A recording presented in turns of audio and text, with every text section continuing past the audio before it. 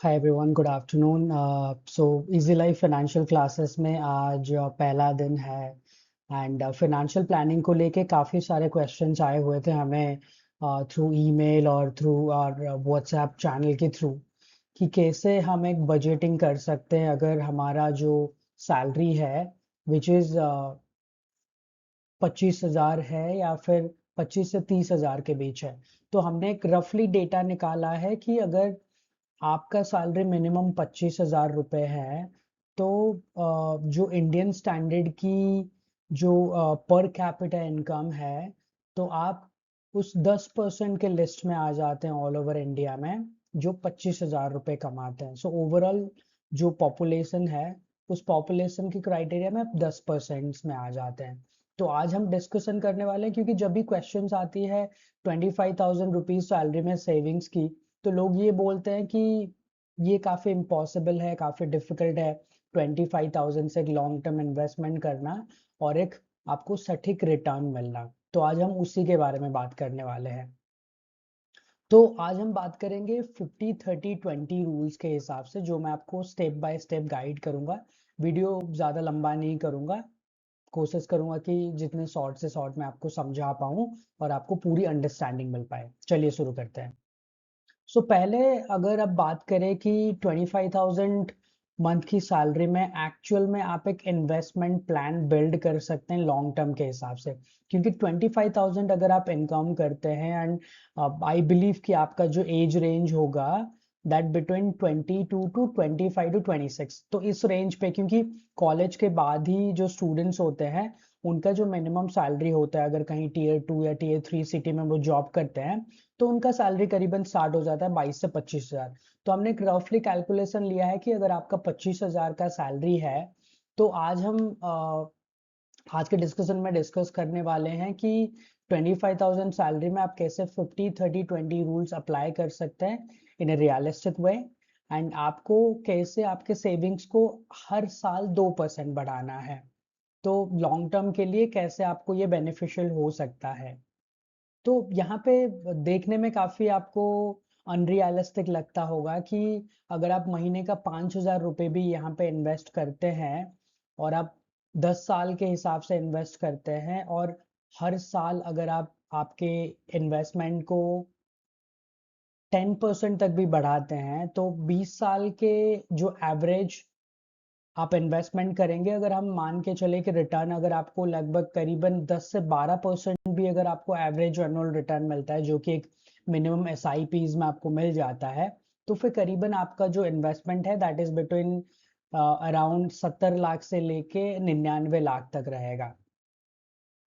तो चलते हैं थर्ड पेज में डिस्कस करते हैं कि 25,000 की अगर सैलरी आपकी आज की डेट पे है तो आप टॉप 10% में आते हैं इंडियन में, इंडियज एडल्ट पॉपुलेशन के हिसाब से। तो एवरेज मंथली इनकम जो रेगुलर सैलरीड है 2025 के काउंटिंग के हिसाब से 21,250 ही है। And the national average monthly salary across India all all sector combined जो है वो 28,000 है। तो मेथड जो हमने ये बताया था आपको वीडियो के स्टार्टिंग में 50-30-20 रूल्स, तो आज हम उसी के बारे में बात करने वाले हैं। तो अगर लेट्स सपोज आप फैमिली के साथ रह रहे हैं या फिर आप मान लीजिए कहीं एक टीयर 2 टीयर 3 सिटी में अकेले भी रह रहे हैं, तो यहाँ पे जो 50% रूल्स आपको बताया गया है कि जो आपका बनता है 12,750 रुपये एनुअल महीना, तो ये आपका मेजरली अगर आप फैमिली को भी सेंड कर देते हैं या फिर आप खुद से फैमिली के साथ रहते हैं तो ये आपका मेजरली हिस्सा जाता है फैमिली सपोर्ट में, जहाँ पे रेंट, ग्रोसरी, फैमिली सपोर्ट और नॉन नेगोशिएबल्स दैट की हाउस होल्ड काफ़ी सारी चीज़ें होती है वो आपकी फैमिली नीड्स पे चली जाती है। तो सेकंड आता है पर्सनल एक्सपेंसेस। तो मान लीजिए कि पर्सनल एक्सपेंसेस की अगर मैं बात करूं तो पर्सनल एक्सपेंसेस में आपका transport, phone, internet, personal care, entertainment, day to day lifestyle जो आपका आता है। तो 20% जो है, जो कि पर्सनल एक्सपेंसेस की बात करूं तो वो लगभग भी आपको आ जाएगा 7,500। ओके। तो बाकी का जो आपका 20% बचता है जो कि है savings and future emergency fund fast जो लॉन्ग टर्म इन्वेस्टमेंट के लिए होता है, तो हम आपको इस तरह से डाइवर्सिफाई करेंगे जो मैं आगे चल के आपको बताऊंगा इस वीडियो में। तो यहाँ पे ब्रेकडाउन अगर आप करेंगे 25,000 को जो मैंने आपको बताया था 50% जो हाउस होल्ड है, जो कि 12,500 रुपये आपकी सैलरी की है, तो फैमिली नीड्स में आपको मेजरली रेंट एंड हाउसिंग में जाता है। सेकंड मेजर एक्सपेंसेस आपका ग्रोसरी एंड एसेंशियल्स आता है। यूटिलिटीज में आपको इलेक्ट्रिसिटी बिल से लेके water, gas, phone bill, everything उसमें इंक्लूड होता है। तो जो 30% आता है पर्सनल एक्सपेंसेस में आपका रहता है transport and commute, phone and internet, personal care and entertainment and dining, जो कि आप खुद के ऊपर खर्च करते हैं। एंड 20% जो आता है वो सेविंग्स एंड फ्यूचर में आता है, जो कि 20% इमरजेंसी फंड आप कह लें, SIP and mutual fund, PPF, retirement and insurance plan. तो इसको हमने 80% लीन के हिसाब से हमने ये रखा है कि 50% अगर आप मतलब यहाँ पे माइनस कर लेते हैं, जो कि 12,500 है। तो मैंने एक रफली कैलकुलेशन बताई है आपके अंडरस्टैंडिंग के हिसाब से। तो रेंट एंड हाउसिंग में आपको 6,000 लेट सपोज आप पे कर रहे हैं। ग्रोसरी एंड एसेंशियल्स में 3,500 रुपये जो आ रहा है। यूटिलिटीज एंड बिल्स में आपको 1,500 रुपये all over, and family support के लिए 1,500, जहाँ पे उनका पर्सनल खर्च भी कुछ रहता है, राइट। तो 30% जो पर्सनल एक्सपेंसेस आता है, जिसमें आपको ट्रांसपोर्ट एंड कम्युनिटी कम्यूट में लगभग 2,500 रुपये महीना, फोन एंड इंटरनेट में पकड़ लीजिए आप 1,000 रुपये, पर्सनल केयर में आप 1,500 रुपये खर्च कर रहे हैं, जो कि शॉपिंग इंक्लूड है, एंटरटेन एंड डाइनिंग में 2,500 रुपये। ओके।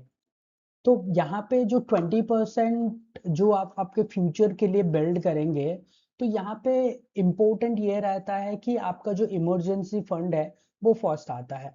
तो आप अगर कहीं से इन्वेस्ट करने से पहले आपका जो 5,000 रुपये है, आप आपके लिक्विड सेविंग्स अकाउंट में 3 से 6 महीने का जो मंथ एक्सपेंसेस है, यानी कि अगर 5,000 के हिसाब से बताऊं, अगर आप मान लीजिए कि 12 महीना आप सेव करते हैं, तो बिटवीन 60,000 से लेके 1 लाख तक आप जो है सेव कर लेते हैं। तो ये आपका सेफ्टी नेट होता है। मान लीजिए कि जॉब लॉस होता है, मेडिकल नीड्स होता है, इमरजेंसी होता है, कुछ भी होता है, तो फिर यहाँ पे आपको वो जो सेफ्टी नेट है वो काम आता है।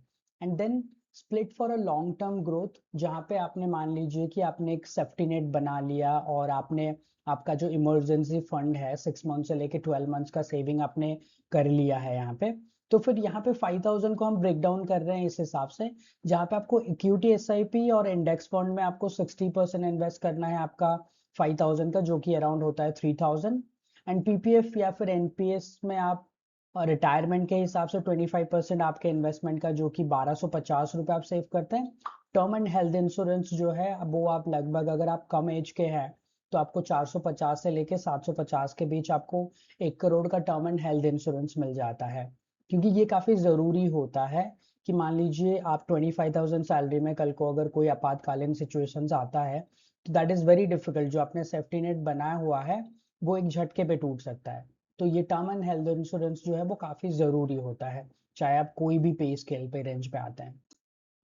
तो यहाँ पे अगर आप ईयर बाय ईयर कैलकुलेशन आप ग्रो करेंगे, मान लीजिए जैसे मैंने आपको बताया था कि आपको आपका जो सैलरी है ईयर बाय ईयर आपको टारगेट करना है कि 7 से लेके 10% तक आपको बढ़ाने पड़ेंगे। ओके।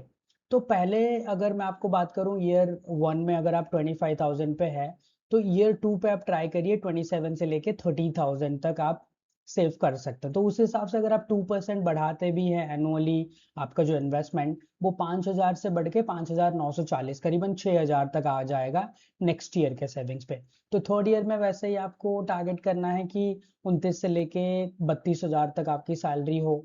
तो ये बस मैंने एक जनरल अंडरस्टैंडिंग दी है। बट कैरियर पिक जो है वो डिपेंड करता है कि किस तरह से स्किल्स आप अक्वायर करते हैं, एंड किस तरह से इंडस्ट्री को आप टारगेट करते हैं, जहाँ पे आप ईयर बाय ईयर आप सैलरी ग्रोथ ले सकते हैं। तो ये बेसिकली क्यों वर्क्स करता है। तो 7 to 10% annual raise is a realistic achievable target through appraisal, upskilling और job switches. Increasing your savings rate 2 points a year means lifestyle inflation never eats your whole raise. क्योंकि मैं आपको एक अनरियलिस्टिक अंडरस्टैंडिंग भी बता सकता था कि आप हर साल 10% 12% के हिसाब से आप आपका इन्वेस्टमेंट बढ़ाएं, जो कि नियरली पॉसिबल है नहीं। क्योंकि जब आप ज़्यादा कमाएंगे तो ऑब्वियस सी बात है आपका लाइफस्टाइल उस हिसाब से बढ़ेगा। तो by year 5 you are investing nearly double what you started with without feeling the pinch. तो आप अगर यहाँ पे 5 साल की ग्राफ देखते हैं मंथली इन्वेस्टमेंट का, जो आपके 20% से लेके बढ़ के 28% हो चुका है, जो कि करीबन 10,000 रुपये मंथली आप सेव कर रहे हैं, जो कि रियलिस्टिक है। एंड ये कुछ एक आपकी अंडरस्टैंडिंग के लिए मैंने एक ग्राफ दिया हुआ है। अगर आप मंथली 5,000 तक आप इन्वेस्ट करते हैं तो एक ईयर में लगभग आप 60,000 जो है वो इन्वेस्ट करते हैं।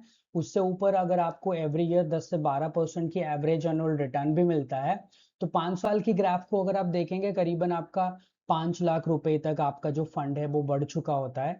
10 साल तक आप करीबन 16 से 17 लाख की आपकी जो सेविंग्स बन चुका होता है।